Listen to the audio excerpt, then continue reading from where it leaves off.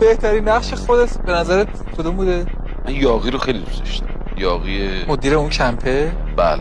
چه داری وحشی بازی میاری؟ عقده ای میگی داداشم کجاست یا نه؟ قبرستون! حرمت زن بودن بچه محلی تو دارم. من یه جوری میذارم که سر سگ بدی. برو گم شو تا دستم رود بالا نشده. زنگ زدم 110 بیا تکلیف دارم اینجا روشن کن. برو زنگ بزن 115. بی کس و کار. وقتی که قناس قالتا. بیا برو گم شو! آیا علی گرگین؟ بله هم بفهم ارادتمند.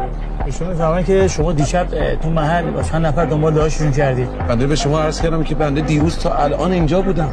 دروغ میگه جناب سروان، کل محل دیدن که این دیشب دنبال داداشم کرده. لطفا اصلا خودتون یه نگاه بندازید. ما یک خانواده فرهنگی ورزشی هستیم خانم محترم. یه نفر رو تو اون محل بیار که مثل ما باشه. جناب سروان این اینجوری کد پوشیده لفظ قلم حرف میزنه 10 دقیقه پیش میخواست منو قورت بده. بیا برو گم شو! گم شو!